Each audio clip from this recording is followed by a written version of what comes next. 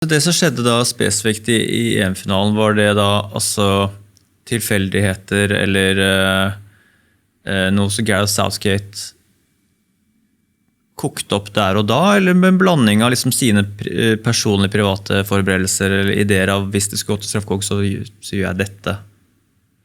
Eller, hva tror du? Ja, jeg må jo spekulere litt da, men jeg kan tenke meg at de baserte seg på den planen de hadde 3 år før, og tenkte at det holder, og vi kjører videre på det, tipper jeg. Og så men så det de fremstår på en annen måte, og disse tingene som jeg snakker om nå, det jo sånn som også har blitt delt da, i diverse medier, men for eksempel en sånn sak som de var veldig opptatt i 2018 av måten de kommuniserer med laget, jamfør pep-talk da, det som skjer rett før du setter i gang. De hadde en plan for hvem som snakker, hvem som sier hva med hvem.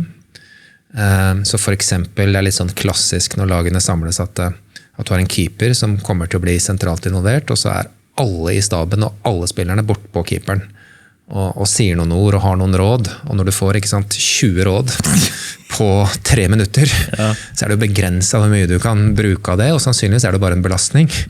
Så det var en veldig god plan, synes jeg.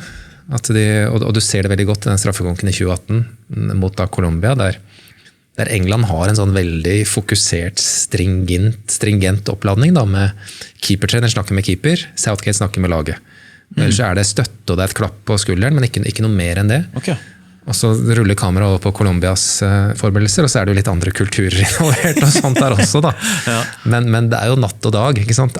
Alle på laget til Colombia skal snakke med keeperen til Colombia, og det på et tidspunkt der, det ganske, jeg har et kult stillbilde av det, så det 5 personer som snakker med keeperen på samme tid. Ok, med som håndflaten opp i ansiktet sikkert. Ja, en der, en kommer bak fra der, og en kommer her, ikke sant? Så det hadde England en veldig god plan for.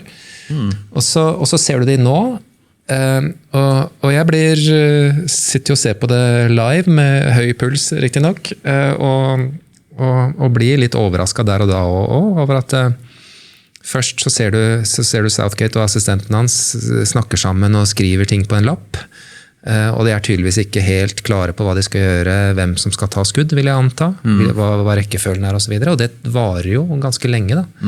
Og så går de inn og har den der huddlen sin, denne sirkelen, og så fortsetter de bare med det.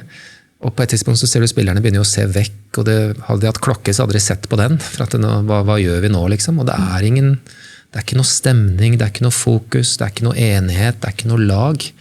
Og så får de bare da et lite minutt da, der de gjør noe, og så det ut. Og så skjer det masse i den straffekonken som jeg syns lite om da, fra et Englands perspektiv. Det og som også en del av det å forberede dette her i god tid. Så de velger jo en del spillere som på et vis logiske, altså logiske valg, og så det ikke logisk på andre måter. Selvfølgelig skal Harry Kane ta et straffespark. Det gir seg selv. Og så det jo egentlig også selvfølgelig at Sancho og Rashford skal ta straffer. Fantastiske straffeskyttere begge to for sine klubber.